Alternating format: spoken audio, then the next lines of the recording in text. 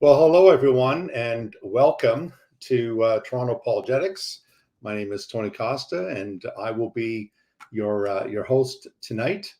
And we want to let you know that this channel, Toronto Apologetics, is a channel that deals with challenging ideas against Christianity. We deal with various contemporary issues. We deal with questions pertaining to the Christian faith, and we address those particular challenges, and we deal with various topics as well. So first thing we want to do is we want to encourage you to subscribe to the channel, to like and subscribe to the channel. Tonight, we're going to be dealing with Islam, and in particular, we are going to be dealing with the Qur'an. And so you may have heard from many Muslim apologists that we have only one Quran that has been perfectly preserved since the time of Muhammad. The Quran has never been changed. Unlike your Bibles that have been corrupted, your Bibles that have been changed, and the Bible is unreliable because it has been corrupted by Jews and Christians and so forth. Part of the charge is that Jews and Christians removed references to Muhammad that they believed were in the Bible, and those sources were expunged to hide the true identity of the Prophet of Islam. And so tonight we're going to be dealing with the question, how many Qurans are there? Is there one Quran, 10 Qurans, 20 Qurans? How many Qurans are there? And so tonight it gives me great joy and a great pleasure to bring on a dear friend and brother in Christ, Dr. Bernie Power. Welcome, Dr. Power. Thank you. Great to be with you, Tony, and greetings to your audience. Yes, and Dr. Power, if you can maybe share with us, I believe you are a missiologist, and you're also a lecturer at the Melbourne School of Theology. Can you tell us a little bit about Melbourne School of Theology? Yep. Yeah, so we're in Melbourne in the south of Australia. We were originally called the Bible College of Victoria, and we're here basically training people for ministry. And we have a special department called the Arthur Jeffrey Centre, which focuses on Islam, and I lecture in that. Yes, named after the famous scholar Arthur Jeffrey, who wrote the foreign vocabulary of the Qur'an and textual materials for the history of the Quran. A very good scholar. Yeah, he was a Melbourne man, so that's why. Right. And the other thing, Dr. Power, is I also understand you're teaching a course on Arabic, the Quranic Arabic. Can you tell our viewers a little bit about that, in case some of them are interested in taking your online course? Sure. So we teach Arabic because we think for people involved in Islamic work, having Arabic is a really big advantage. And start off with assuming zero knowledge. I teach the course myself. We've set it up as an online course, so you'll have videos to watch, worksheets to work through. We've got a computer app, and then weekly Zoom sessions. And the first course, the beginners one, runs for 12 weeks, starts in mid-February, and then we'll have a second one. We'll go through the second part of the year. It's quite a fun group, and we make a lot of progress. Yes, and I do want to credit you, Bernie, because when I wanted to learn Arabic Quran, you're the one who directed me to various resources on Arabic Quran. So, folks, if you're interested in learning the Quran and learning particularly the Arabic of the Quran, I would highly recommend Dr. Power's course. All of that information is in the description box, so you could go there to register. If you have any questions, you could always contact me, and I'll pass that on to Dr. Power. Dr. Power, you also wrote a book, I believe, on sharing the gospel with Muslims. Yeah, I've written a couple. I've got it here. The latest one's called Storytellers, and it's an approach using telling stories to basically answer questions that Muslims ask. We lived in 4 countries over 21 years, in Pakistan, Jordan, Oman, and Yemen, and many of the people we dealt with were illiterate, so it was no good giving them a Bible. They couldn't read it, even in their own language. And so I developed a storytelling pattern based on Arab folk tales to answer the questions that Muslims would often ask about why do we believe Jesus is the Son of God? Why do we believe he died? Why don't we follow Muhammad? So I've developed those, and I've put them into a kind of a narrative, telling some of the things that my wife and I faced in our different times overseas, and then how we use the story. So it's a whole lot of stories within a bigger story. Yes, that sounds wonderful, because there's a storyline behind it as well. Can you also? I know you've been engaged in some debates as well. That's how I learned about you. Actually, you had a debate in, I think it was somewhere in Australia, on this very question that we're asking tonight: how many Qurans are there? So you are open to dialogue. You are open to debate with other Muslims and trying to get to the facts. Yes, yeah, and I think that's an important way. We actually brought Adnan Rashid out from the UK to do some debates with myself and with a colleague, Samuel Green. Yes. Yeah, I think that's a really good way for us to be able to get Christian truth out there, and also to be able to respond to some of the claims of Islam. Yes, yes, and Samuel Green is a dear friend. He's been here in Canada, and we've ministered together. So he's a dear brother in the Lord as well. So, Dr. Power, we're talking tonight about, is there only one Quran? And so I do have a PowerPoint to share with our viewers. Would you like me to bring that up now, and you could start Yes, your yeah, presentation? yes, I do the one Qur'ans too. Okay. Yep. Okay, so yeah, the big question that Muslims will often claim is that there is only one Quran, that there's never been another one. And tonight we want to challenge that, just to put an alternative view, and based on the Islamic sources. So go through the next one. I don't think I can control the slides from here. Yeah, so I'll just nod when we're going through. You can just say next slide. Yeah. Okay, next slide. Yeah. So here's a couple of quotes. I've got actually about 10 of these, but I'll only use 3 of them tonight. 4 of them tonight. Yeah. So the first one is from Fethullah Gulen, who's a Turkish billionaire who's currently living in the States. And he said the Quran's text is entirely reliable. It has not been altered, edited, or tampered with since it was revealed.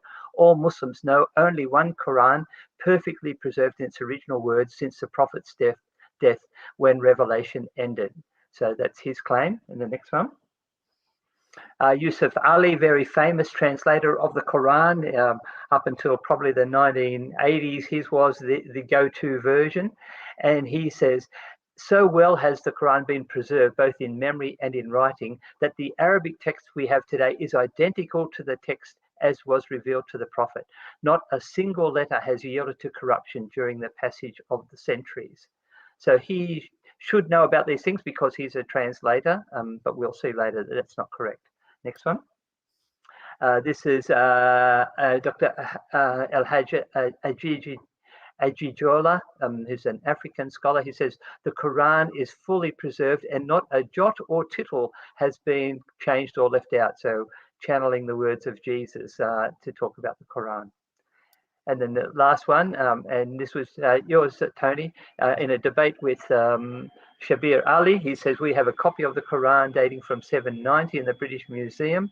That's 1,300 years ago. And we can compare that with what we're reading today, and we find them to be exactly identical.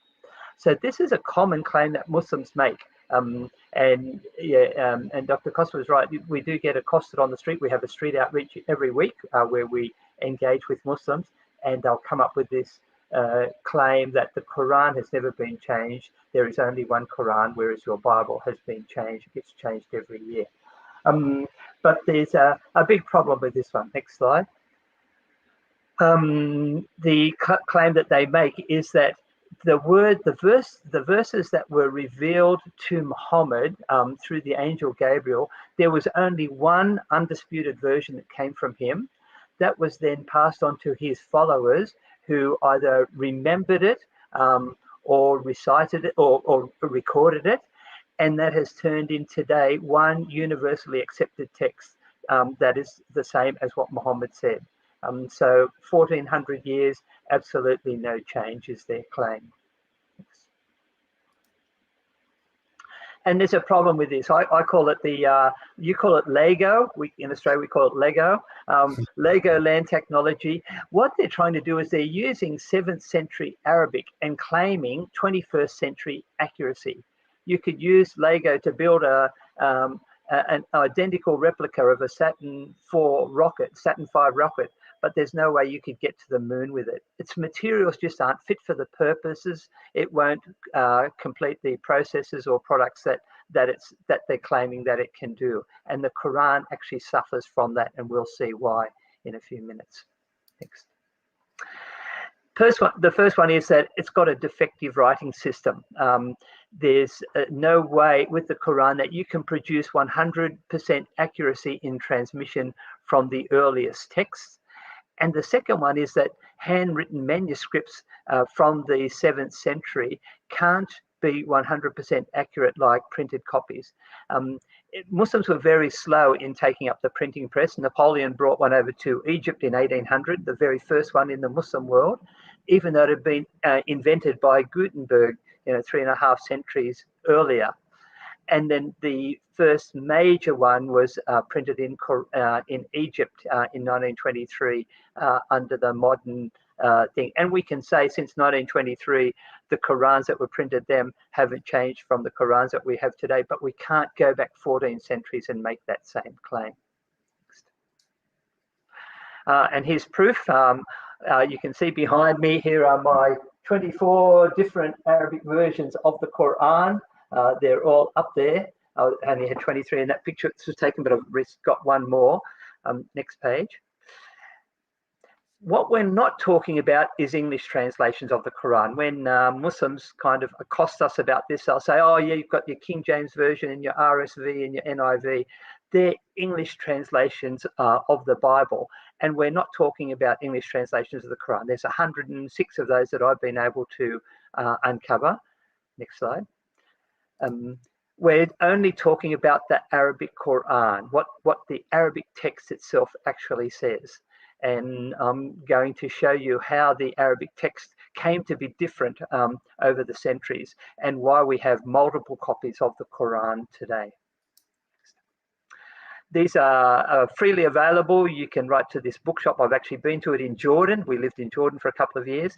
And there you can get different versions of the Quran. They sell them, they print them. Yeah, next one. Okay. Or you can go to Lebanon, or you can buy them online. So these, I bought them with my credit card. Just here in Australia, sit down there, fill in the application online, and it arrives within usually within 2 weeks. And they're cheap, like they're only $5 to $10 each. And they're good quality, nicely bound books and good quality paper and well written. Next one. So how did we actually get to this situation from this claim that there's only ever been one Quran to multiple versions that you can get? And I've got 24. People are claiming that they've got more versions than this. I haven't been able to find those other ones. A lot of mine I also bought as I lived in the Muslim world. I'd go to bookshops around. So we went to Israel for a trip and I came back with 6 Arabic Qurans I got from a bookshop in Jerusalem. I bought them in Libya, in Iraq, in Yemen, in Syria and Sudan, Egypt, picking up all these different versions of the Quran. So Dr. Shabir Ali talks about how this actually came to be. I'm going to try and play a video clip from him now. Let's see if this is going to work. I have to drag it up there. Let's see. Did you want me to bring it up? Yeah, if you can bring that up. He said that the Quran has been revealed in 7. Okay, all right. So it's not that Muslim one. scholars. Is it this one here? Most Muslims read the Quran. We want to stop that one and open up the other one. So yeah. Okay, so this one here. Referring to a tradition, according to... No, not that one. How do I get rid of that? Okay, so these are the only 2 I see. They also got this. I want to get clarity. So so you're saying that the point that was made... Stop. No. It should be this one. Okay. Can you see? Oh, yeah, only let me run to at the moment. Well, there's these two here. There's this one here. Prophet Muhammad, on whom be peace, said that the Quran This one. No. And then there's another one And then from there's this text one.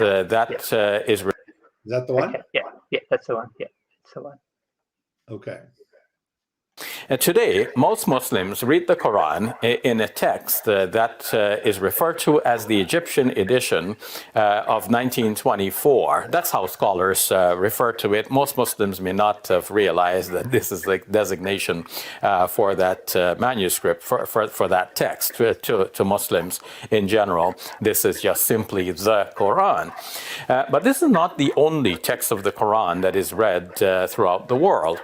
In North Africa, there is a slightly different text that is based on a slightly different reading, mostly corresponding to what we read in the rest of the world, but with some slight variations that do not affect anything that Muslims believe and do not have any major impact on any Muslim practices. And then, too, in some parts of Africa, there is another reading of the Quran and a matching manuscript that is prevalent. And here, too, we find some slight variations that do not affect Muslim beliefs and do not affect Muslim practices in any significant degree. So how do we make sense of all of this? We want to retrace the history of how these manuscripts became divergent. How is it that we have a variety of readings of the Quran and manuscripts to match, or rather even now printed texts to match? Now, today, in a Muslim college in which imams are being trained to serve the community, an imam, if he specializes in the recitations of the Quran, he may be taught as many as 10 different recitations of the Quran. And these 10 recitations complement each other. They basically, again, have no effect on the beliefs of Muslims, and they do not affect in any significant degree the practices of Muslims. So we want to get a grip of this. How did all of this come to pass? In the time of the Prophet Muhammad, on whom be peace, the most important impetus was to ensure that the message of the Quran would be absorbed and put into practice and taught to others. So the precise words which are the vehicles through which the important teachings are being disseminated were not so important. The teachings were important, but the precise words to preserve them were not of paramount importance. They did not trump in importance the need for the message of the Quran to be absorbed, to be practiced, and to be taught by others. And in fact, if the Prophet Muhammad, on whom be peace, had insisted on his followers that they should pay due importance to the wording of the Quran to get every letter and sound correctly, then that may have detracted from the focus on getting the message across and implementing that in the lives of new Muslims. So with all of the challenges that the community faced in that early phase, it was important for the Muslims to focus on the meaning and the message and to circulate that. So one Muslim would go tell another one, look, we got a new teaching in the form of the Quran. And the other one is asking, what does the Quran say? And then he repeats the saying and the teaching of the Quran without necessarily getting precisely the same words in which they were first delivered by the Prophet Muhammad, on whom be peace. So there was this period in which Muslims had the opportunity to teach others the Quran without insisting on the precise words.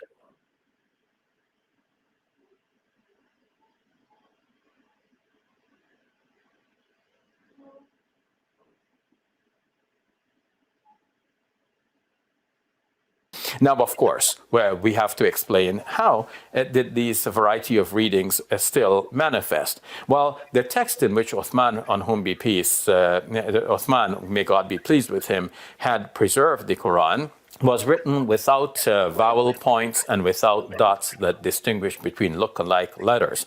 The text that Uthman prepared could be interpreted, could be read in a variety of ways. And that's one of the reasons why we have, surviving to this day, a variety of recitations, some of which may go back to the time of the Prophet Muhammad, on whom be peace. In fact, it is a common Muslim belief that we are not allowed to invent anything in the Quran, and it is generally presumed that all of these readings must somehow go back to the early teachers, even those within the lifetime of the Prophet Muhammad, on whom be peace, those who heard the Quran directly from the Prophet, peace be upon him, himself, the messenger of God.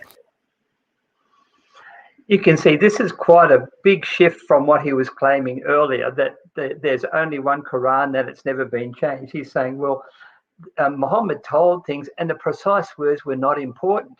Well, I would challenge that. If they believed this was the words of Allah, he would have expected people to have memorized it in the same way that he presented it. And secondly, he said there were a variety of reasons. Some of them may go back to the Prophet. So there's a fair bit of uncertainty that he's now injected into this discussion that wasn't there before. The claim that, only one Quran, never been changed. He's saying, well, there's slight variations. They don't affect the belief or the practice. But that's not what the claim of Muslims is. The claim is, there's never been any change. You'll only ever find one Quran.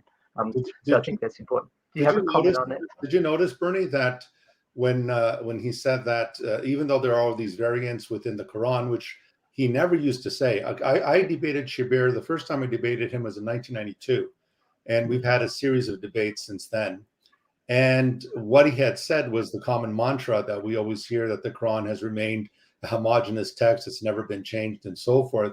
But did you notice he said that even notwithstanding the variants, it doesn't affect any core teaching of Islam and about Muhammad.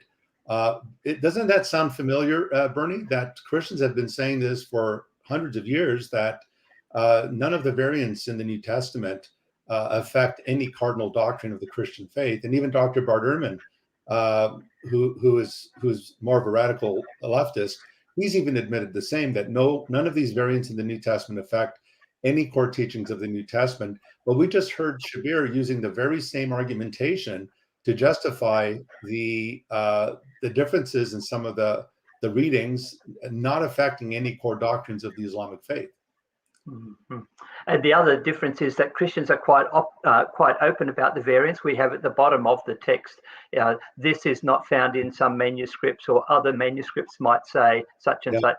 We're very honest about that, but Muslims have been denying this for centuries, even though it's been very obvious. It's in the earliest texts.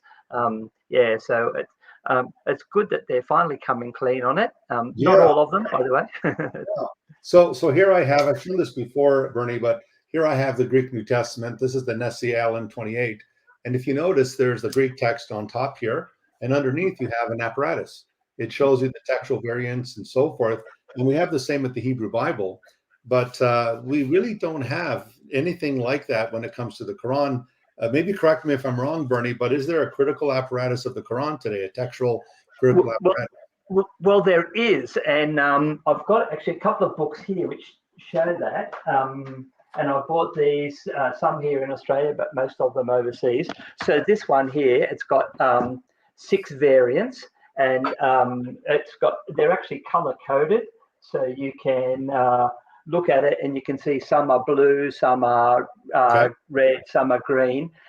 So that's 6 in that one. Here's another one with 10 different Quran versions, and so it will have the text there, and written on the side there are the variants that will have that there. So you can go through and look at the things. So all of these variants that I've got, they will be in here. Not all of them, actually not all of them, because this one's only got 10 versions. I've got 24 versions, but there is another one with 14 Quranic variants. And again, the same kind of thing. So you've got your Arabic text there on the side, in the middle, and then the variations there on the side. Right. So it shouldn't come as any surprise to Muslims. Scholars have known about this for a long time. They've kept it quiet from their people and been feeding them the lie that the Quran has never been changed. And so poor Muslims, they're just so embarrassed when they find, they've been tricked by their leaders who haven't been honest about this. Right. So we'll continue then with the PowerPoint. Yeah, sure. Next one. So it actually began right from the very beginning, and he mentioned there about under Abu Bakr. So when Muhammad died, by the way, when Muhammad died, there was no written text that he could pass on to his people and say, this is the Quran. He had recited things, and people had memorized them, and as Dr. Shabir Ali would say, they didn't memorize them very correctly.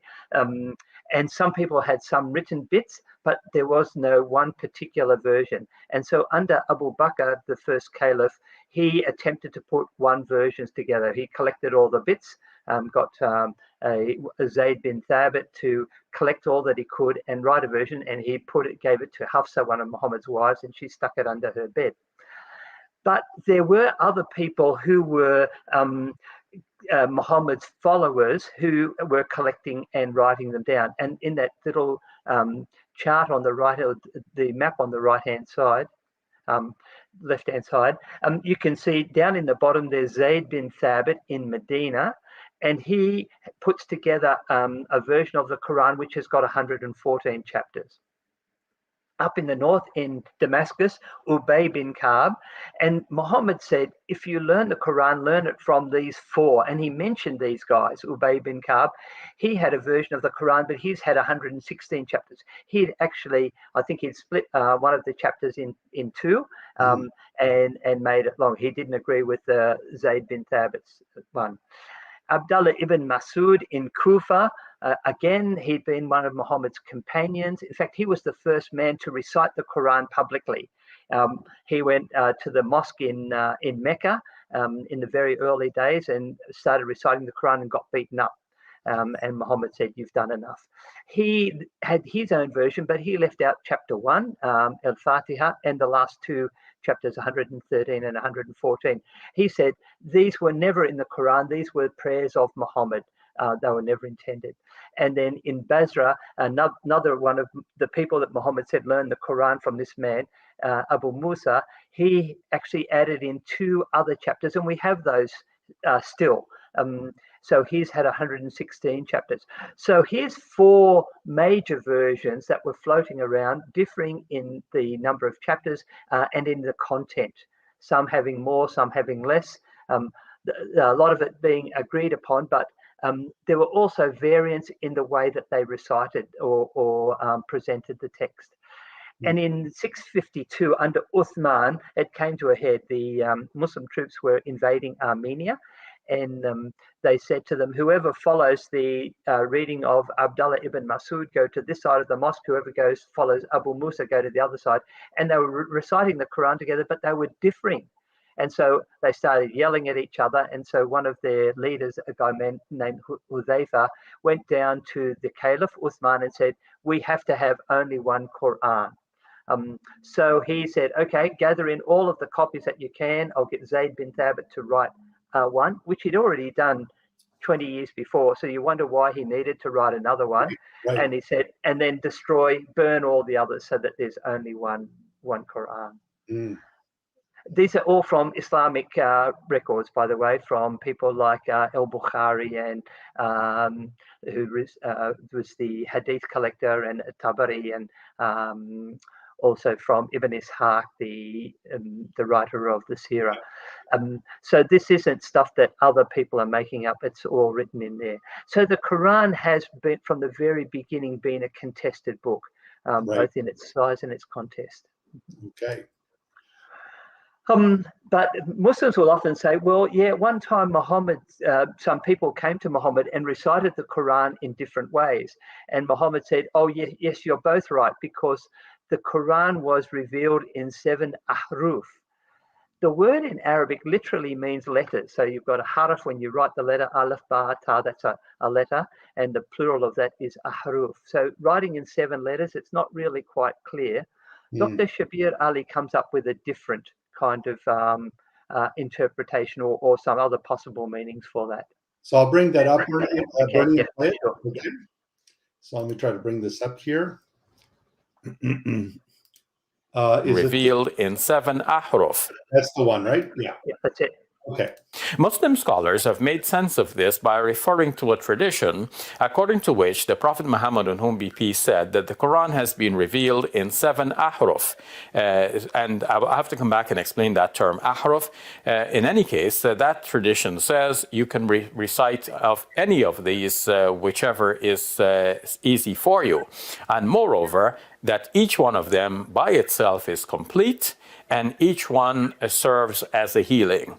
Now, to use comparable language from our Christian friends, we see that sometimes there is the statement, that which is sufficient for your salvation.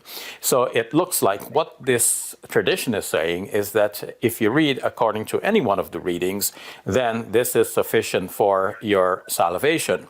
And with this in mind, it gives great comfort to the average Muslim knowing that you can read just one of these readings in one text, like, for example, the 1924 Cairo edition of the Quran, and that is sufficient for you as a book of guidance. It is sufficient for you to have salvation, because, again, the various readings do not change anything that Muslims believe and do not affect the practices of Muslims in any significant degree. So it's not like one of these readings is going to tell you that there is only one God, and another reading is going to say, hey, wait a minute, there is another God along with God. No, the central beliefs of Muslims are all unaffected by these variety of readings. But now, the tradition says that the Quran has been revealed in the 7 modes. Now, I said ahruf previously, that's an Arabic word, and the singular is harf, which means letter. So it literally means 7 letters. But this word could also mean edge. The word harf could mean edge. So maybe it means 7 limits. And in fact, Muslim scholars have not been able to define this term with any unanimity. And a wide variety of opinions have been given as to what this term means. What does it mean to say that the Quran has been revealed according to 7 edges or 7 letters? It may mean, according to some scholars, that the Quran has been revealed according to 7 dialects of the Arabic language. So whereas there was today one standard Arabic language, which is called Modern Standard Arabic, the language that is the language of textbooks and newspapers and magazines and news broadcasts and so on, that being an official language, there will be a wide variety of spoken languages in the Arab world.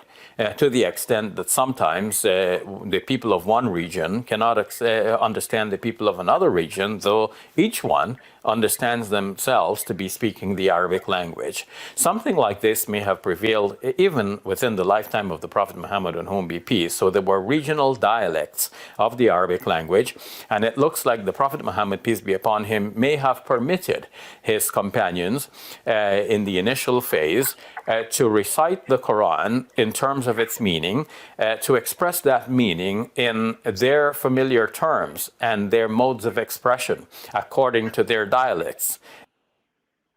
So it's not really clear what it means, and he says Muslim scholars have been unable to define it with any kind of unanimity or even clarity.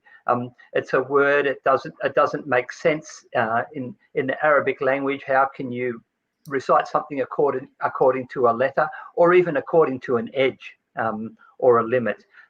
So he's really kind of struggling to find an explanation for this. One common one is that the different Arab tribes have had different kind of dialects, and you could recite it with your different dialects. So if you're Scottish or American or Canadian or Australian or New Zealand, we speak English in slightly different ways, and that's quite okay. But that doesn't mean that you'll get any changes in meaning. The meaning should always be the same. And as we'll see later on, that these different versions of the Quran that I have do actually have some different meanings in them. Okay. So this is Adnan Rashid. He's giving a different kind of interpretation of this. And as mentioned before, he said, scholars haven't been able to agree. have a listen to what Adnan Rashid says. He's a British scholar. About how the ahruf relate to the qira'at that we. Okay. So let me ask you, I want to get clarity here. So so you're saying that the point that was made, it was about discussion about how the ahruf relate to the qira'at that we have. Yes. But when it comes not about the text. Yes. The text of the Quran is there from the 1st century. Yeah. We just read it. We read it today. But now, but tell me one thing. When it comes to, because I think this was mentioned, when it comes to the reading Hafs or Warsh, when we read Hafs and Warsh, this is what was given to us by the Prophet ﷺ. You are reading Hafs and Warsh from the same mushaf, from the same text. As I explained, Hafs, Warsh, Qalun, Duri, Ibn Kathir, all of these different styles of readings are based upon exactly that text you see on the screen. Exactly that text you see on the screen. Okay, Hafs is not different Quran, Warsh is not different Quran. Okay, Qalun or Duri or other readings are not different Qurans. They are one text being read slightly differently. And all of those different readings are authentically preserved, transmitted. All of those pronunciations, all of those variants, all of those slight variants are directly traceable back to the Prophet. And this is where the scholars have this opinion that they actually originate in the ahruf, those 7 modes. Got you. So these slight variations of readings of the same text of the Quran, which we saw on the screen from the 1st century, originate in those 7 modes. They originate from those 7 modes. This is one of the opinions. Okay, to clarify, this is one of the opinions. And scholars have many other opinions on the nature of ahruf and their relation to the qira'at. Okay, and classical scholars have written books on this. Okay, Al-Jazari, for example. There is a book by Imam Al-Jazari. Okay, and there is a book, it's a brief book on this issue, Al-Itqan fi Ulum al-Quran by Imam Suyuti. He discusses these matters. Okay, he gives some of the opinions, and there are many books written by other scholars explaining the nature of ahruf and the qira'at. Okay, and their relationship with each other. That didn't really clarify things at all. He just claims that when we read the Quran, and I've got the 2. So when they talk about this term qira'at, this simply means a reading, and we'll talk about that later, where that term came from. And the versions that I've got here, they're different. He says, you read from the same and it's exactly the same. It's not the same. He's just misleading us by claiming that they are. And I could give him the Arabic text and he could read it, and he could read another sentence and he would say those are different because they are different words. So he hasn't been quite honest. All right, let's go on to the next one. When so we talked before about the different versions. So this one here, the Hafs version, you can see there in the center. This is the most commonly accepted one. It's the one which is promoted by the Saudi Arabs, and they make it freely available. If you write to the Saudi embassy in your capital city, you can get free copies of this. I've accessed hundreds of them to give out to people for purposes of our study. But that was just one of the 24 that I've got here, and he got his version from a man named Asim, and we'll see how that came about.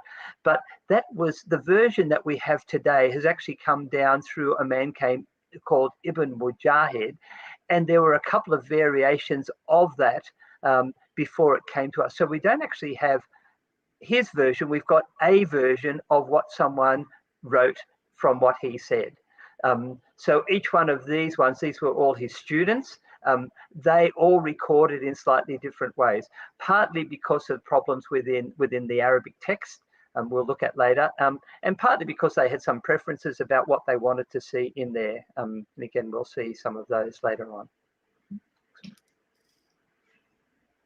So these are the 7 texts. So this man, Ibn Mujahid, so he died, I think it was 836. So remember, Muhammad died 632. So we're talking about 200 years after Muhammad. A man is, maybe he died earlier than that. Sorry, later than that. Haven't got his date written down here. But he said, well, there were 7 ahruf, so I'm going to find for you 7 readers. and there were many possible ones that he could have chosen from. Here are the 7 that he chose. So Nafi, Ibn Kathir, Abu Amr, Ibn Amir, Asim, Hamza, and El-Kisai. We don't have any of those, by the way. All we have, or we don't have most of them, we have is what was copied from them by their students. So Nafi, we have Qalun and Warsh. Warsh would be the number 2 in popularity, and from each of those. And the one that's really important is from Asim, we have this man called Hafs, and this is the one that the Saudis are promoting.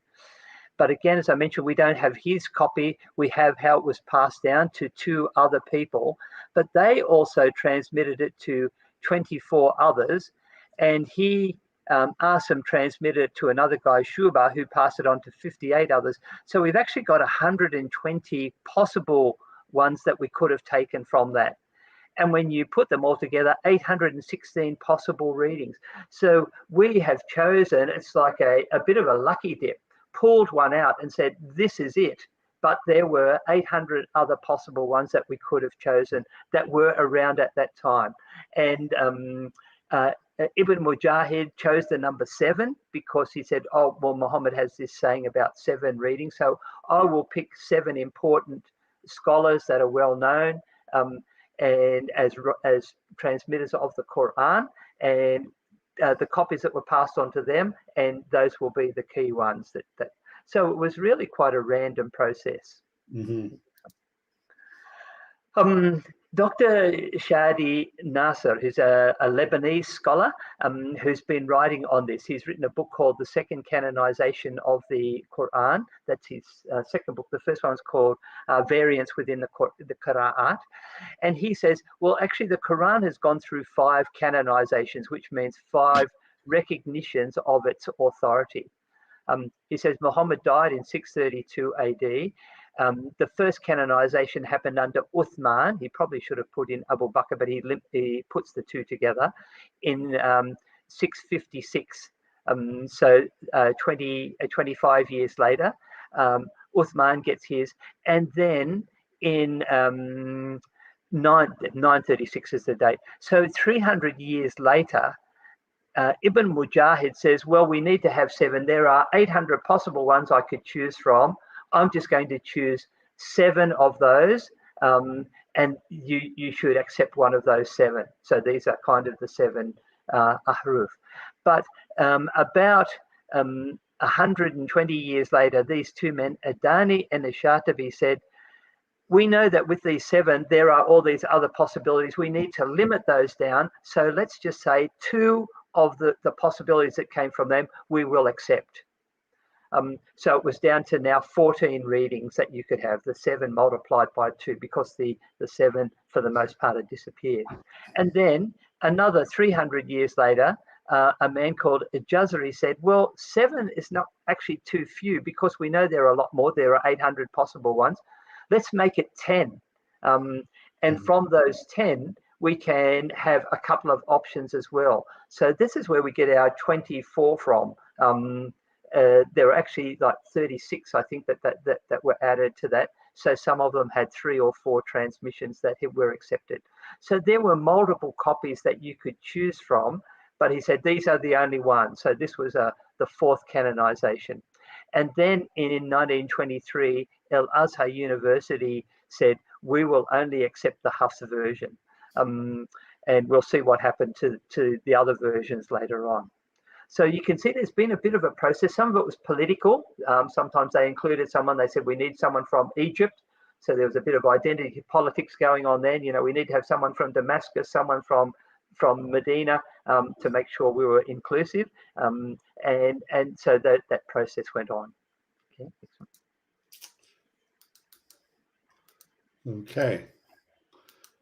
That's probably the end of that one. Yeah, so need to go back to Qira'at and see if you can find, I'll tell you which slide it'll be. Okay. Well, that's the end of that one. Oh, yeah, okay. And what's the other one called again? It's called just Qira'at. Okay. Just that was the first one I sent you, so it's a big one. Okay. All right. Now it's telling me it's a little too large here, but Can you pull a video out of it? let's see. It should be on slide 22. Slide 22. Okay. Yeah, there's Dr. Yasser Qadi on why we shouldn't be talking about this. Okay. If you can upload that video. Okay. It's not Kiryat too. It's just Kiryat. Is that correct? Yeah. Yes, yeah, Kiryat. That's right. Yeah. Okay. Let me see. Yeah, it's telling me it's too large. Can you even isolate the? Oh, now maybe I can do it from here. Let me see. Okay. Let's see if I can do this one. I want Yasser Qadi on the wires. Oh yeah. Okay. I think I can do it here. Okay. There we go. Okay, let's see if that one goes.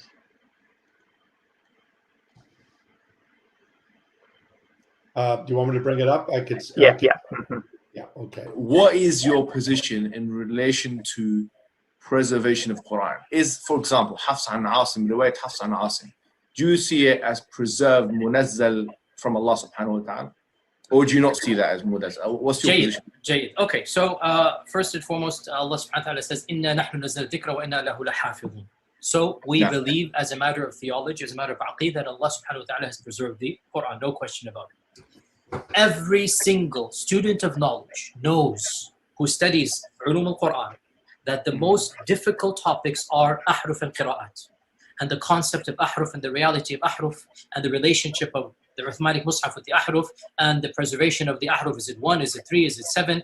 And the relationship of the qira'at to the ahruf. This is a topic that when you're the beginning student of knowledge, you're like, what is all of this going on here? When you go a little bit more, you learn to simply memorize what your teachers say and regurgitate it out. And you don't fully comprehend. When you do a deep dive is when things get very, very awkward and difficult. And this isn't new. This is from the time of the Sahaba. In the Sahih or the Hasan hadith of Ubay bin Ka'b, the hadith of the ahruf, that when the Prophet ﷺ mentioned the issue of ahruf, and that there are different ahruf and whatnot, this is in the version of Muslim Imam Ahmad. Ubay bin Ka'b says, authentic hadith, فَدَخَلَ فِي نَفْسِي شَكٍّ. In my heart, a doubt came that I hadn't had about Islam since the days of Jahiliyyah. This is not a joke, brothers and sisters. The issue of ahruf and qira'at caused confusion to somebody whom the Prophet ﷺ said, if you want to listen to the Quran directly, listen to Ubay. Ubay is not some even... I'm sorry about that. My apologies. The Qari of the Quran. He is the master. He is who he is. And he goes, فَدَخَلْ فِي نَفْسِي شَكٍّ. What is all of this stuff? And the Prophet put his hand, and then he goes, it all went away. Ya akhi, me and you, we don't have that blessing, do we? These are very, very difficult issues. And the most advanced of our scholars, they're not quite fully certain how to solve all of the unanswered questions in there. Ibn al-Jazari, who without a doubt is the greatest scholar of qira'at for the last 1,000 years. Ibn al-Jazari famously writes, I have been thinking and pondering, I've been thinking and pondering about the issue of the ahruf and qira'at for over 35 years. Nayfan wa talatina sana, he said, right? And confused and whatnot, then finally, this is my response. And by the way, even that 7, all later scholars say, well, that doesn't make any sense. So they kind of dismissed even that. After 35 years, the greatest scholar of qira'at. Some accepted it. Some accepted it. It doesn't answer the question. Anyway, I don't want to get into that issue. Okay, fine. Why do I not want to get to that issue? Here's the point. These issues should only be discussed amongst people who know what the qira'at are and who understand some of these questions that are being... And by the way, this is now a well-known open secret amongst many Muslim graduate students and academics around the world. And this is well-known. Traditional understandings of ahruf and qira'at cannot answer some of these pressing questions that are now being poked by our people outside of, by our academics, by their academics outside of the faith tradition. You see, in a Muslim environment, there's always some respect that we have for the Quran. We should.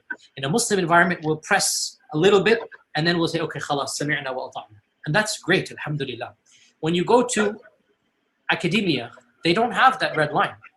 And they're going to just, the famous story of the emperor with no clothes. They're going to just point out, no, that doesn't make any sense. Well, that's not true, and this and that. And they'll bring issues, which I'm not going to mention explicitly, that are true because they're in your own books. They're not inventing anything new. They'll bring you riwayat, and they'll bring you athar, and then you add to that very well-known issues of, I don't even want to be explicit. And then you bring on top of that makhtutat, and then. And it's very clear to you and to every single very advanced student and specialist that the standard narrative has holes in it. That's what I'm going to say. The standard narrative does not answer some very pressing questions. Okay? This is what I'm going to say. By and large, our ulama in the Eastern world are not aware, by and large, of what's going on in the Western side of things. And they're not answering those questions in a manner that it needs to be answered. And this is something all of us that are in academia fully acknowledge. This issue of ahruf and qira'at has troubled the ummah from the very beginning of times, nothing new. And there are 15 opinions about this. None of them fully answer all of the questions that are raised. Some of them answer more than others. So the issues of the relationship, of the origins, of the ikhtilaf and all of this should only be discussed amongst those who are familiar with this science. I can't answer this question in a 20-minute interview, nor is it wise to do so, which is why I never brought this topic up myself. You will not find one lecture of mine about this issue. It should never be brought up in public. And I don't like these idiots, and they are idiots, wallahi, because they're the ones who caused this. In this issue, they're utter idiots who did something haram. And I don't like saying this. This is not something you discuss amongst the masses, ya akhi. It's not wise. You don't understand qira'at, let it be. The saddest thing about that video is Dr. Yasir Qadi is a graduate of Yale University. He got his doctorate from there. You would expect he would say, this is an issue, let's get in and study it. He's saying, no, let's just be quiet about it. Let's not talk about it. I'm not going to bring it up. I'm not going to discuss it in public. And the idiots, he was in a private group that were discussing this together. And one of the guys leaked the views out there in the public media, and that's why he says, these idiots, they've kind of effectively blown the whistle on this big problem, and he says it's got holes in it. Our best minds have worked on it. We haven't been able to sort out an answer to it, which is pretty sad. So, yes. Yes, the famous holes in the narrative. That phrase continues to haunt Dr.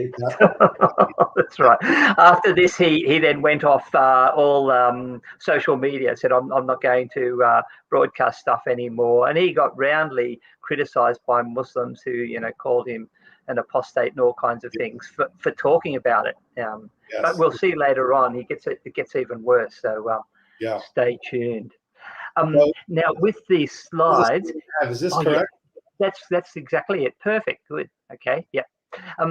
So there was a transmission process that went on, and Muslims would say, well, this stuff came from Muhammad himself, and this is how it happened. So Muhammad died 632, his generation 0. He recited the Quran to a whole lot of people. So they'd say there's like 65 scribes who wrote down parts of the Quran, and hundreds, maybe thousands who'd even heard it. But these were the 4 that this man, Abu Abdurrahman as-Sulami, said, I got the Quran from these guys, and then he taught a guy whose name was Asim, and he taught a guy whose name was Hafs. So this is this most famous version of the Quran. But he also taught another guy named Shu'bah, and Shu'bah has also written a version of the Quran. And I have both of them here, and it might surprise you to hear that they're different. So either Asim didn't do a good job of telling his students what he had learned, or they weren't very good students in picking it up, because they sat there listening to him recite the Quran. They wrote down what they thought they heard, or maybe they wrote down what they wanted, and they've got 2 different Qur'ans. And we'll look at the extent of some of those differences later on.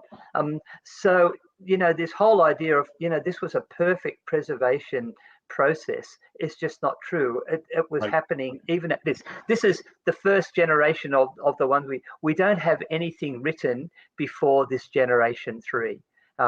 So the 7 that were, the reason those 7 were chosen was they were the earliest written copies that are readable of the Qur'an. Okay, before going on to the next slide, Dr. Power. So folks, thank you for joining. If you're just joining us, I'm being joined by Dr. Power from the Melbourne School of Theology. We're talking about why there's so many Qur'ans and so forth. So we're talking a little bit about the history of the composition of the Qur'an, the textual criticism of the Qur'an, and so forth. If you have any questions, I noticed some of the questions already in the chat. If you have any questions, just put a capital Q in front of your question. And then when we come to the end, we'll take your questions. So please do leave your questions in the chat. We will get to them. So we'll just move on to the next slide, Dr. Power. All right. Okay. So the other major one that's around is the Warsh version. And again, similar process. He claims that it came from Muhammad, who went to Ubay bin Ka'b. Muhammad said, he said, if you want to learn the Quran, learn it from this guy. He was one of the 4. He taught a couple of other people, Abu Huraira and Ibn Abbas and Abdullah ibn Ayash. They then passed it on to the next generation of these 4 guys. And then it went to a guy called Nafi. And then the version went to Warsh and Qalun. And again, these were both students of Nafi, and I've got both of their Qurans here, and they're both different. So the same problem. And in that slide we looked at before, these weren't the only 2 students. There were dozens of them, and they all wrote down versions of the Quran, and they were, part of that 816 that Ibn Mujahid had the option to choose from, but he only chose the 7.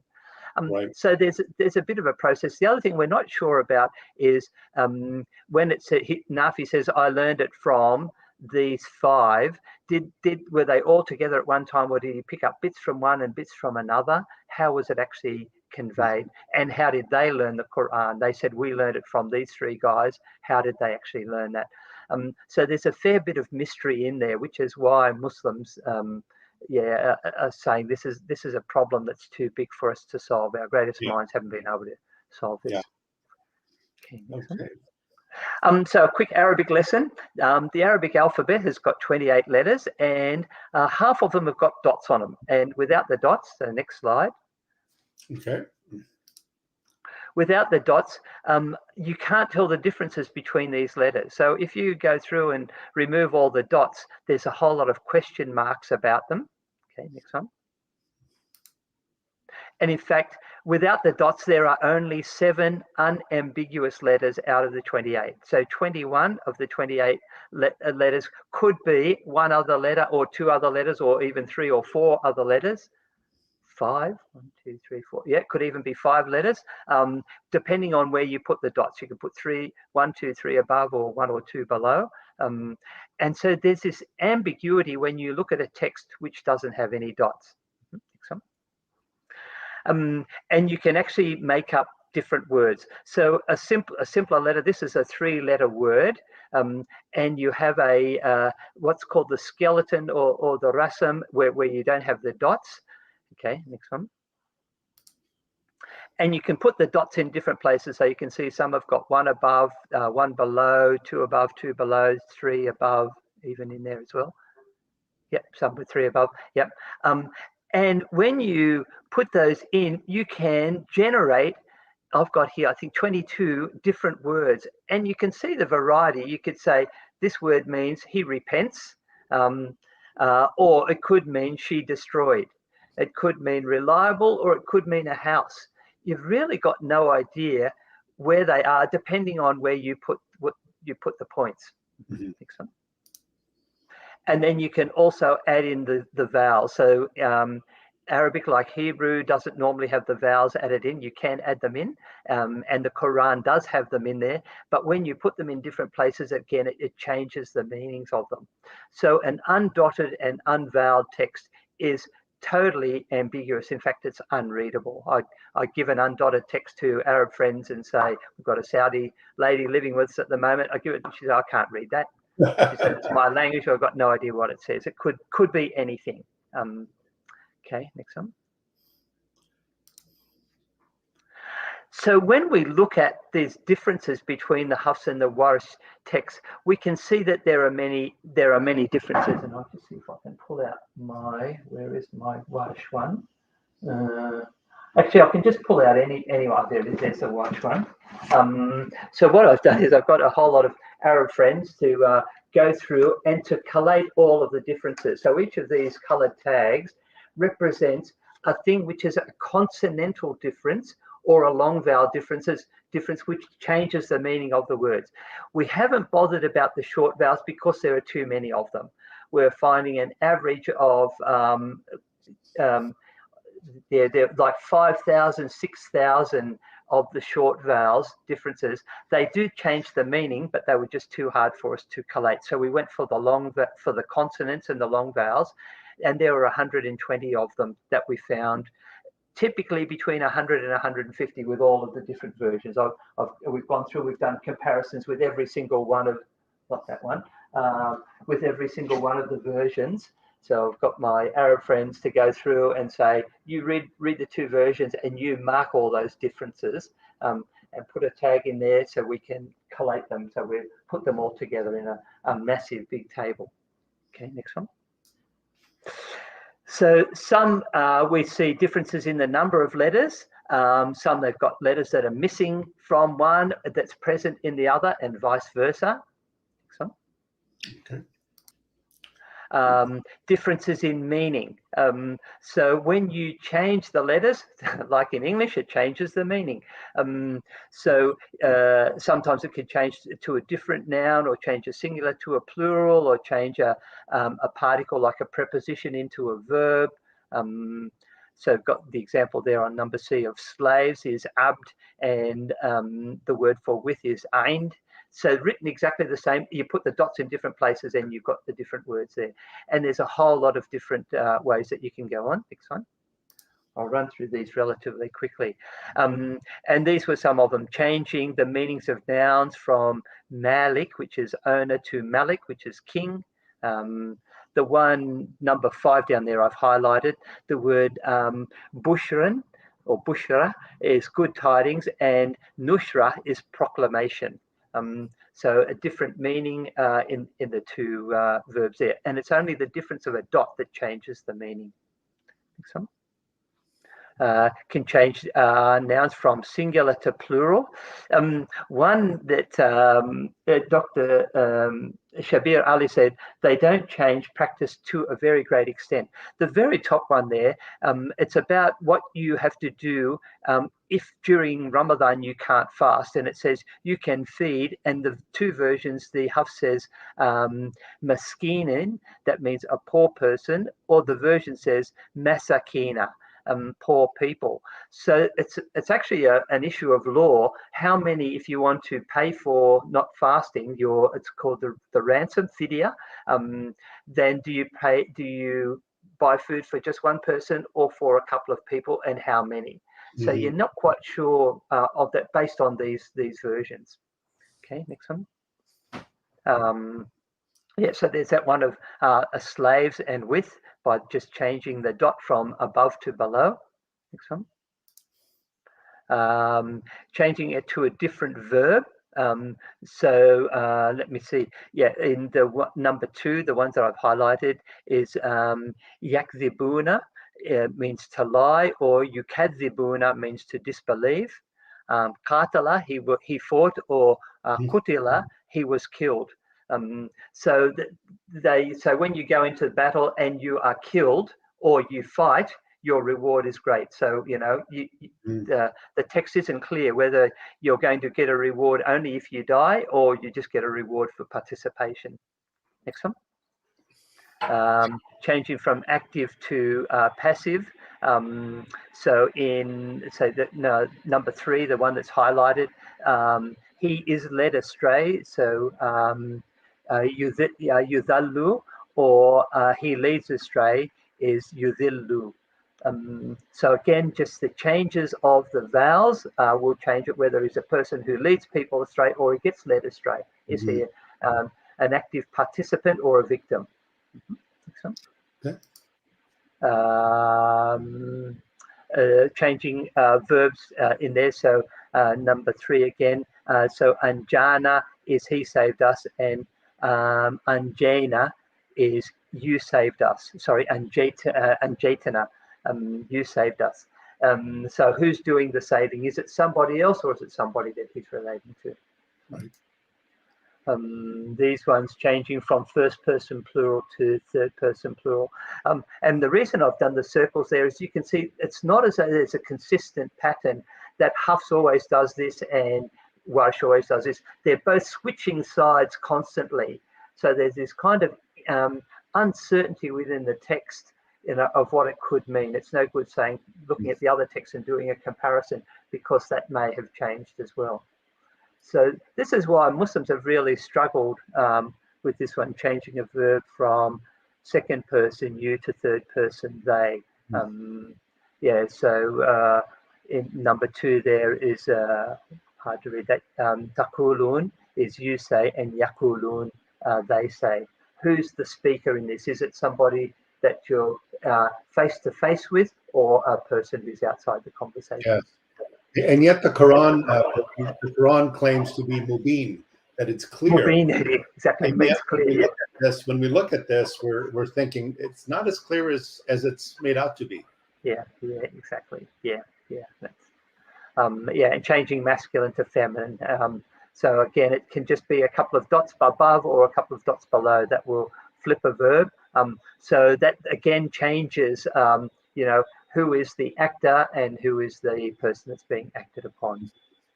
Just one little note there on the side. You can see there, the Ruwais version has, so we would protect you. So it's got 3 versions there. It feminine, or she would protect you. It masculine, or he would protect you, or we would protect you. So, and sometimes, actually, I might have picked this one up later. Go on, yeah. Changing from a statement to a command. So a statement is something about something that's happening now or happened in the past, and a command is something that you want to happen in the future. So big changes there. And then changing of meanings. Yeah, so the one there, yeah, so the highlighted one is a nabi or a nabi. The prophet, they're different spellings of the same word. So they've actually added an extra letter in there. Okay. And sometimes the English translation, when you read the one that they've done, the Halali and Khan, they actually quote from the Warsh translation because it makes more sense and it's more consistent. In the Quran, it's often changing person. It might start off with I and then end up with you and or he and we, and you're never quite sure who it's talking about. So sometimes they've standardized it so it makes a little bit more sense. But not based on the Arabic text. You can read the Arabic text and think that's not a proper translation of the English. So that's why it's good to learn Arabic. All right. And sometimes there's grammatical correction. So you'll find one. There's this one I've got here between which versions? I've got, yeah, the Hafs and the Warsh version. Sometimes they'll have grammatical mistakes. And again, Muslim scholars have been talking about this right from the very beginning. When Uthman received the first copy of the Quran, he read it and he said, it's got some mistakes in it, but the people will correct that with their tongues. And I'm currently making a list of all of the mistakes. I've come up with hundreds of them, grammatical errors. And when I teach the course in Arabic, I get my students and say, here's one sentence and here's another verse of the Quran. They're only different in one thing. One of them's correct, one's incorrect. You tell me which one's correct. And they can tell that because one of them's not following the rules. So yeah, it's not even a correct book, let alone being a clear book. A clear book, yeah. And then the short vowel or the diacritical marking, there were just, yeah, I started on the first page, and after 10 pages I gave up. There were just so many of them. So I estimated there were 5,000 of them. The differences, and this is just between 2 versions. If we did the comparison between the whole 24 versions that I've got, it would just blow out massively. There would be thousands or hundreds of thousands of mistakes or variations. Right. Yeah, so here I talk about some of the ways in which, there are differences, and so defective spellings, incorrect spellings.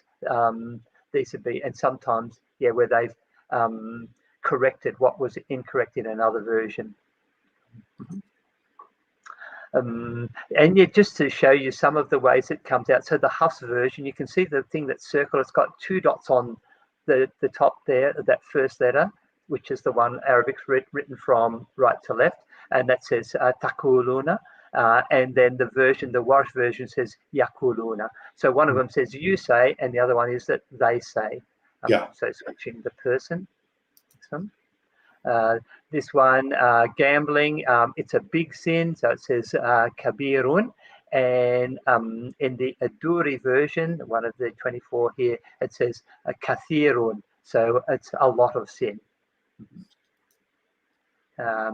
This one, it says on no intersection will be accepted, and here they use a masculine verb. So it says yukbalu, and the Ruh version says tukbalu, which is a feminine verb, which is actually more correct because the noun is feminine. Right. And you should always have noun and verb correspondence. So the Hafs version gets it wrong on this one and on many other occasions as well. Another one, it says he will expiate from you from some of your sins. So it's yukafiru, and the Asusi version says we will expiate you from some of your sins. Nukafiru. In the Quran, Allah sometimes refers to himself as he, sometimes as we, sometimes as I, and a couple of occasions is referred to as you. Is also referred to as you. So this could change who the speaker is, who's the one who's expiating people from their sins. Right.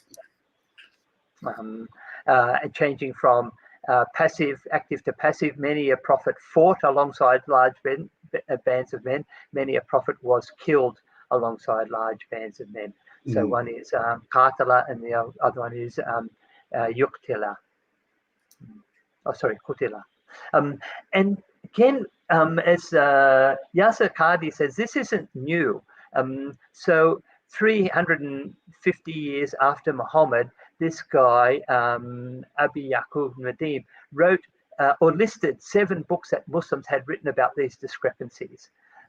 So it's not as though it's suddenly, 21st century, we have to deal with this. It's been around for a long time, and they haven't dealt with it.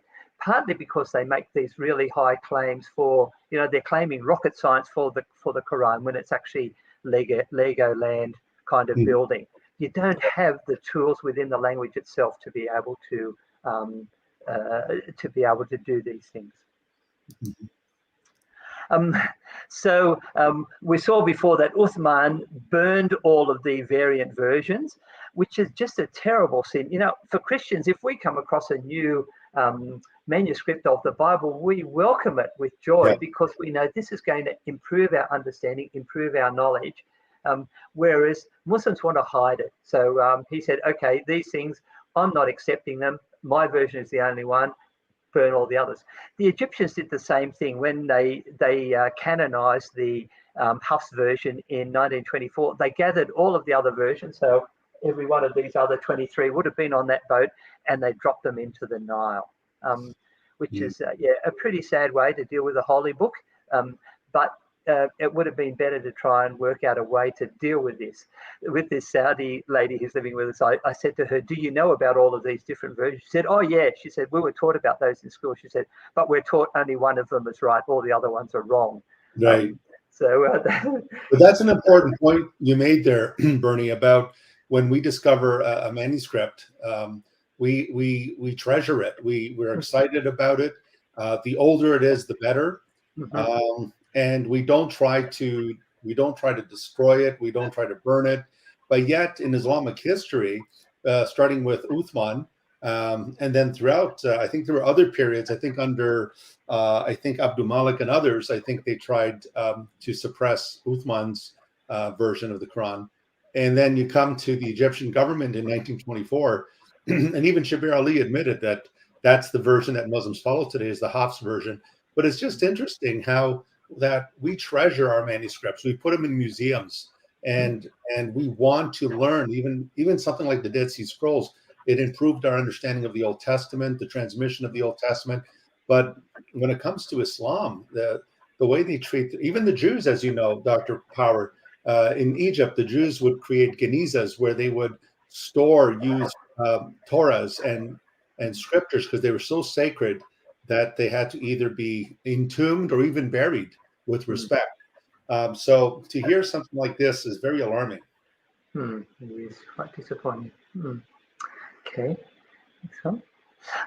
So the challenge, I'm going to be a little bit humorous here. I hope you'll indulge me.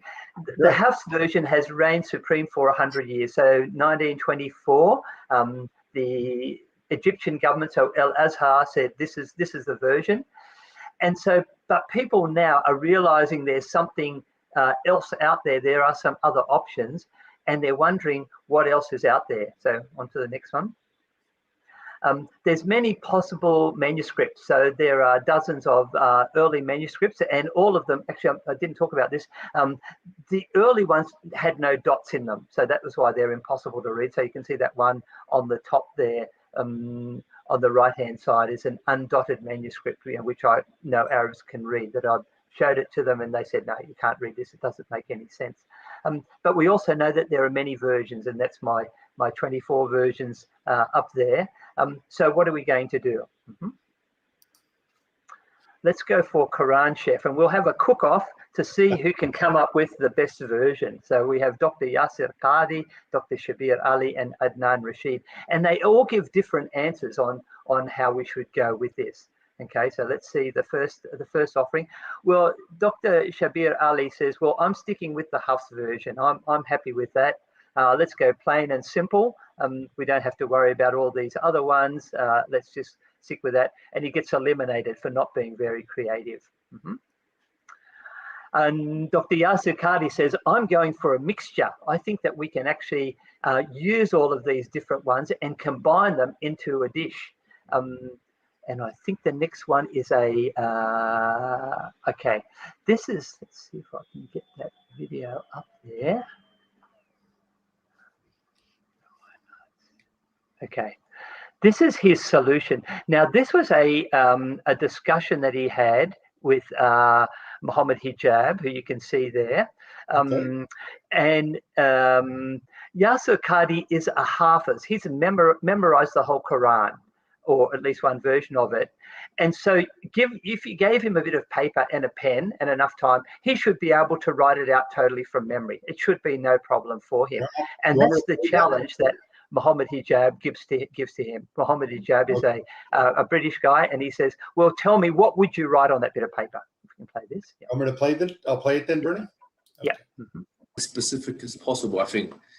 If I were to give you a blank mushaf, yeah, and tell you to write what is munazzal verbatim from Allah into that mushaf with no human interference, would you write something which corresponds? It's not an easy answer. It's not an easy yes or no. It is enough for the Muslim to believe that the I think Quran this should be an easy yes or no, though. Yes, Khadi. I have to. Okay, very, very well. So, yeah, Muhammad, after we get off this phone call, me and you, let's have a number of discussions. No problem. I'm very open with advanced students. But what would you write? You're pushing me. And I'm saying it's not hikmah to listen. I have a condition, like I said, everything I say is going to be factual. The Quran is the uncreated speech of Allah. The Quran is preserved. The Quran is known. The Quran is mutawatir. And alhamdulillah, all of the qira'at are the Quran. All of the qira'at are authentic. Alhamdulillah. Leave it at that, ya akhi. Beyond this, honestly, I have no problem. We'll have discussions or take my class. As you know, I spent a lot of time with Sheikh Akram, yeah? And we had these conversations about the qira'at. Like for many years, I would say many years I've had these conversations with him. His view is that, okay, the qira'at are not mutawatir. He made that public. It's not something which is on his YouTube page. I think that's fine. For many years, many people have said that. Even though I vehemently disagree with the idea that the things are not mutawatir. But many people for many years, if you look at the early tarjihat of, I don't know, Tabari, whatever, it's clear that the question of tawatur was not always a straightforward one.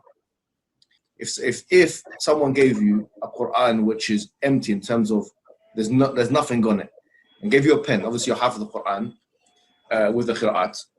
Obviously you can do isti'ana with what's maktub, but the question is, would what you write in that mushaf correspond with any? I'm not saying it's a mutawatir. I'm saying would it be sahih, authentic? Would it correspond with anything that we have in terms of the riwayat and the qira'at? If the answer is no, then for all intents and purposes, what you could be portrayed as saying is that you have a view which is not only completely anti-normative, but is beyond the scope of what was written for 1,400 years. So someone will say, if it's beyond the scope, no, who's going to bring a new Quran? A'udhu billah. We're going to have the Quran there, but which qira'ah will it be in? It'll be probably a mixture, right? It's not going to be necessarily. Fine. Yeah, okay. So let's leave it at that. It's not going to be the exact Hafs and Asim bi riwayati fulan or Shu'ba. This is something that is coming at a later stage. Okay. The codification of the qira'at is coming in the 2nd, 3rd century of the Hijrah. But you would have something which you could say is sahih. Fully recognizable by the average Muslim, obviously. There's a problem. The problem is very simple. Are you certain that that's the way that it was in early Medina? Because just like the codification occurred. But what you would have, let me put it this way, would definitely be something the average Muslim recognizes and understands and will not. And all of it is verbatim from Allah. This is in the hadith, ya akhi. It's exactly هكذا unzil. It's literally what the Prophet said. هكذا unzil. It's literally what he said. And again, this is. It might not be a standard Hafs and Asim. Exactly. Yes. But what you write down will be. Is recognizable, and you believe that everything within that is munazzal min Allah subhanahu wa ta'ala. 100%, as Allah is my witness. 100%. That is the belief. Yes. That's very clear. The earliest scholars of Qira'at fully understood this. But what happened was a switch in the 6th, 7th century, which kind of then ossified the tradition. But secondly, very grateful for your openness and honesty. And I feel like the thamarat that have come from this is going to be something of benefit for so many people. Allah subhanahu wa ta'ala has made this religion very, very vast. From the very beginning, the Sahaba had multiple understandings and interpretations. It's not just about fiqh. Well, he was a bit prophetic there. This will have great benefit for a lot of people, but it wasn't actually the people that he thought. So if you look at stuff by J. Smith or Al-Fadi or David Wood, they've had benefited greatly from this. But you could see, he was really unwilling to try and do this. Muhammad Hijab, and I kind of squeezed that down just to a couple of minutes. He was going back and saying, "But you have to say something. You know how to do this. Tell us it." And eventually, he says it would be a mixture. So if you show me the next slide. Okay. He says, well, the one true Quran would be a mixture of all of those different versions that we have. So the 24 versions that I've had. Now, the problem with this is that doesn't exist anywhere on the world. In the world, all we've got is the versions that we've got. We don't actually have that one true Quran. So it's a kind of a mental fiction. He's created this. He said, I could write something. I'll pull a bit out of here and a bit out of there and a bit out of there. And you would recognize it because you know it from these different versions, but it wouldn't be anything like it. So it would be a man-made version. And the claim of Muslims is that the Quran is an exact copy of the version that is in heaven, the Al-Lawh al-Mahfuz, the preserved tablet. So the question is, which one, what is it? When I did debate with a Muslim scholar about this, he said, well, there are 7 versions that we can accept. And I said, well, I've got 24. So tell me, which 17 do I need to burn or toss in the Nile or something? Because, 14 of them are not authentic Qurans. He didn't quite have a response to that. I think Dr. J. Smith and I think Hatu and Tash, I think they had, over 30 of them, the extra Qurans that they had found. Yes, yeah. Presented them at Speaker's Corner in London. That's right. Yes. Yeah. So when the Quran claims that it comes from the al-Kitab, the mother of the book, that it's this preserved tablet, we simply, when we look at the facts, and again, these are Islamic texts. These are not. This is not Western academia here. These are Muslim texts that are basically destroying the narrative that we keep hearing. Yeah. So the version that Yasser Qadhi is, it's a fruit salad. He said, we'll chop off a bit of this and a bit of that, and we'll put it all in there. You'll recognize bits of it because that'll all be from the fruits that are there. But it doesn't exist. You can't go out into the forest and find a fruit salad. It's a man-made effort, basically, and that's what he's proposing. So the last one is what Adnan Rashid says. He says, I'm a fundamentalist. I'm going back to the basics. Have a listen to what he says. This is our last video clip. Okay. Where's that video? So that's on the slides. Oh no, actually, I'll do it. Let me do it. I think it's this one here. Oops. No, not that one. Oh yes, yeah, that one. That's the one. Yeah, can you play that? I think that's part of the slide. All right. I'll see if I can do that. If you upload it, I can play it. Yeah. Okay. And share it and play it. And Rashid on Qur'ans. Yeah. Okay. Yeah. So. Okay, so that's it. I got it. Here we go. I think he should have been more Qadhi. I think he should have been more clear on this issue. He confused a lot of people with some vague statements he made. Either he should not have indulged in this topic in this particular interview. If he chose to indulge, then he should have gone into more details. I advise Dr. Yasser Qadhi to stop indulging in this, because this is not his field. He's not an authority to say. I mean, when he wrote his book Introduction to the Quranic Sciences, he was a graduate student from Medina University. Okay, he was in his early 20s. He was a student. Okay, I don't know what his exact qualification in the Quran is, but to ask me, if you gave me a blank codex, a blank copy, for example, a blank notebook. Yeah. If you gave me a blank notebook and asked me to write the Quran in it, what would I write in it? If you ask me that question, I would tell you I would write this. You ask me this question today, what would you write on a blank notebook if we were asked to write the Quran on that blank notebook? I would write exactly this. Yeah. I would write this. This is what was given. This was what came. And why I would write that? Because this is exactly what's here, from page 1 to the page last. Yeah, so he's being very dishonest there, because he said he'd write it without any dots or vowels, but it's impossible for anyone to read that. Yeah, so the version that I got there, he gets the award for his very simple solution. You go to the next slide.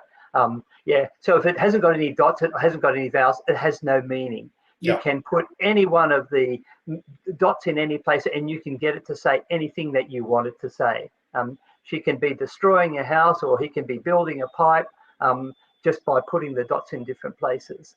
So yeah, it's just a non-solution. It's a bit of a cop-out. So our next slide.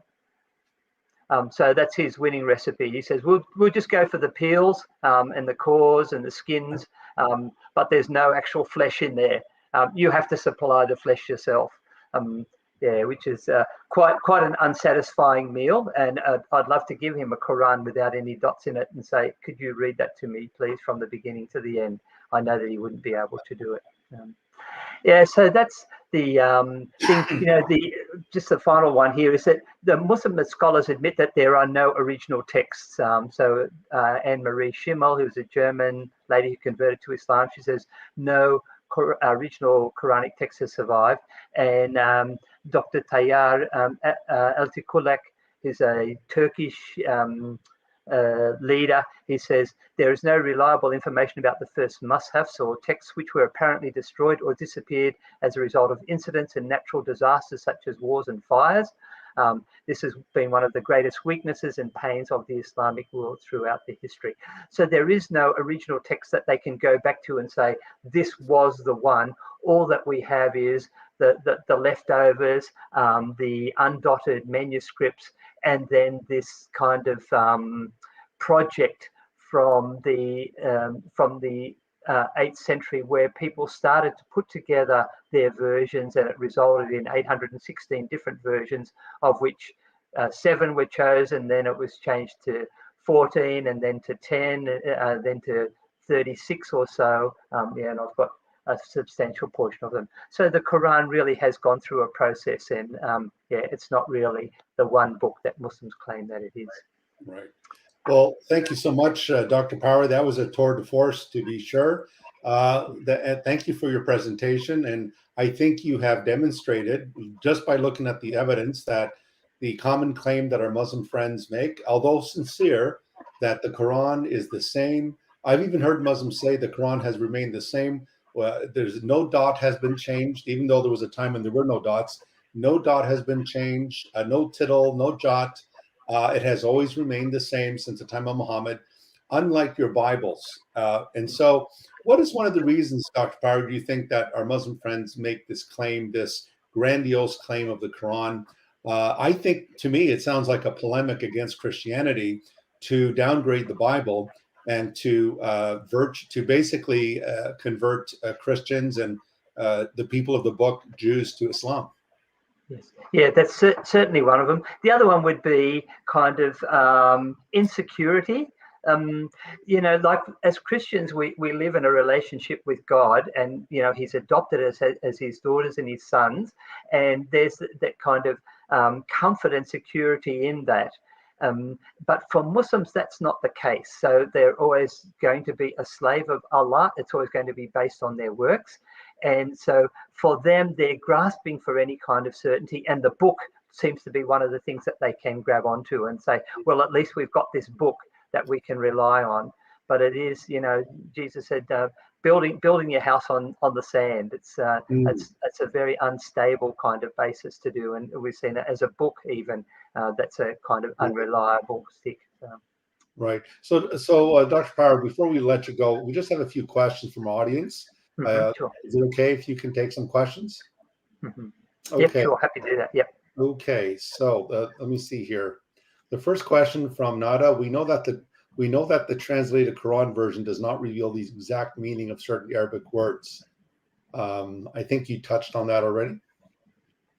Yes. Yeah, exactly. And like each of the different translations, Arabic is a very poetic language. And again, talking with this Saudi lady who's living with us, I'd say to her, do you know this word? She'll say, yeah, it could mean this or it could mean that. She said, but most people wouldn't know that word anyway. But it's quite a common one within the Quran. I teach it to my students. So it's a difficult language to translate. It's a Semitic language, so the structures are quite different from English, and it's and meant to be poetry. And often they love it more for the music of its recitation than actually understanding the content of it. Right. Question here from Ionan. How then? I think Abdul's. He means Muslims keep saying we have Quran from Muhammad's days, if it's just 1924 collections. So I think he's referring to the Hafs. To the Hafs version, yeah, exactly. And again, like most Muslims are totally unaware of this, so it's a real shock to them. In our street outreach, I took a copy of the Hafs and the Warsh version, and one of the guys was a Hafiz, and I said, "Oh, great, can you read this verse to me?" And I got him to read the Hafs version, and then I showed him the Warsh. I said, "Read that to me," and he said, "No, this is wrong." And I said, "Well, it's a Quran," and he said, "Oh, I think you printed this one yourself." Why would I bother to do that? I've been really busy printing all of these off. Yeah. And it's really, and again, it's this sign of insecurity that, feeling that they need to have some kind of certainty, and the rest of their religion's not giving that. Yeah.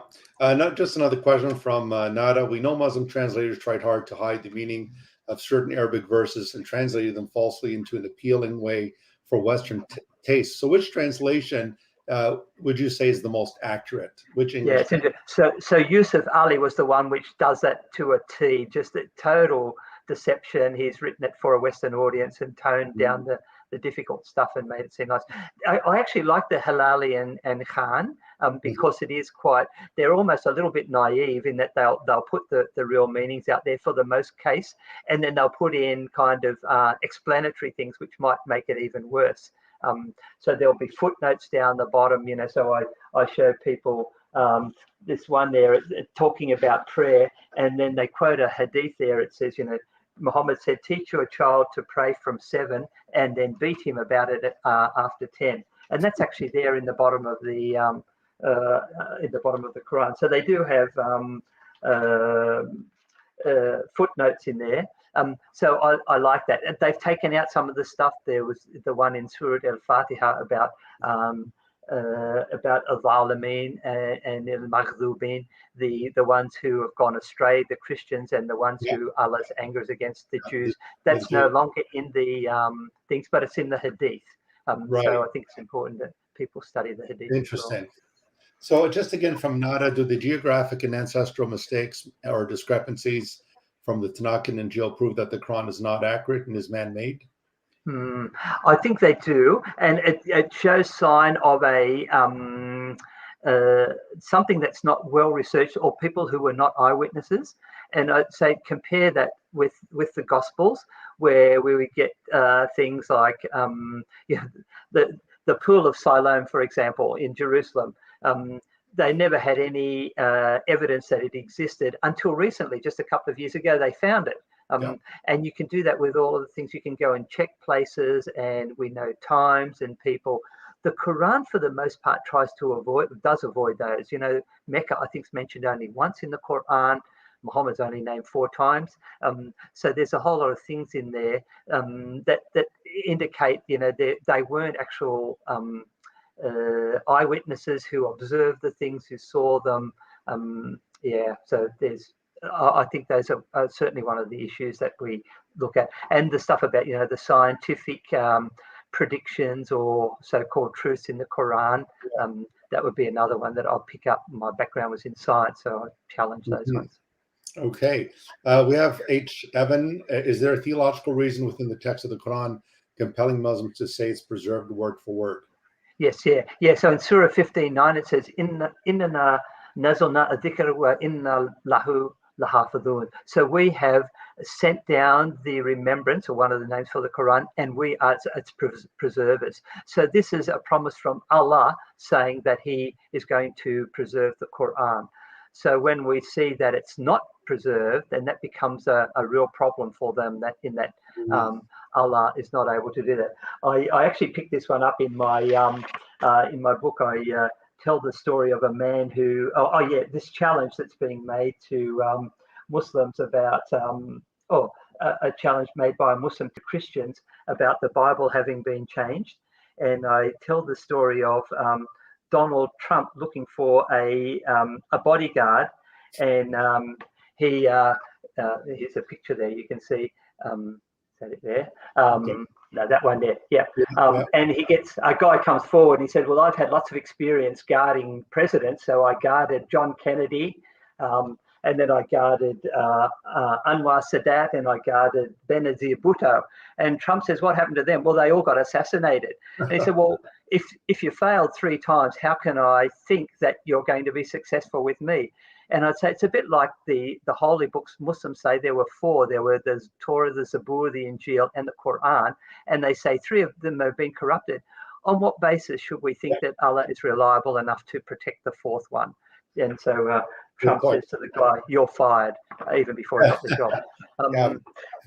So I think that because they have this kind of idea that the Quran is preserved by Allah, therefore it can't have any kind of variation. So it raises a real problem for them.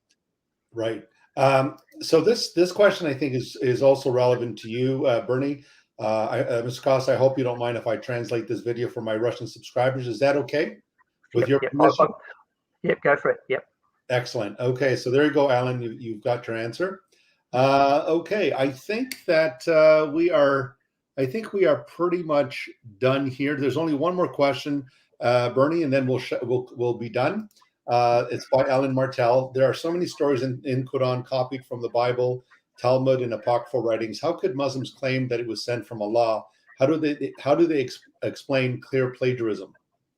Yeah, so the standard response is that Christians and Muslims and Jews worship the same God, and so he puts in the the bits that he needs. But we know that some of them are quite clearly they're apocryphal stories, or they've come out of the Talmud, as he mentions there. So to us, that's pretty clear plagiarism.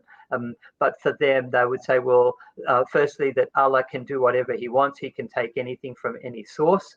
And all of these are part of his revelation or the way that he's worked in the world anyway. So that's not a problem for them. I've always found it somewhat humorous in Surah 25, where the unbelievers, the kafir, say to Muhammad, we've heard all these stories before. They're just ancient tales. We've heard them before. And the Quran actually says, no, these are actually sent down from Allah. In other words, the Quran itself denies the charge that these stories pre-existed, that it was actually sent down. It was revealed from Allah. So I always found it humorous that the kafir were actually correct there, that these stories are clearly pre-Islamic, the Talmud, the Christian apocryphal gospels, and so forth. But Dr. Power, I just want to thank you so much for joining us. This was a superb presentation. I think that if people review the video, they'll catch the gist of what you're saying about the differences, the different readings, and the different versions of the Quran. So I think that we need to tell our Muslim friends in love, we love them for the sake of Christ. We tell our Muslim friends in love that the evidence just does not bear out the claim that the Quran is this homogeneous, perfect, preserved text, that the evidence shows otherwise, and that the Quran suffered textual transmission just like every other text suffers textual corruption and transmission. So we've been honest about our Bible. We've been honest about the variants. So I think it's time our Muslim friends become honest as well about the variants in their holy book. Amen. So folks, I just want to thank you for joining us tonight. Thank you for giving up your time. And I pray that this session has been a blessing to you.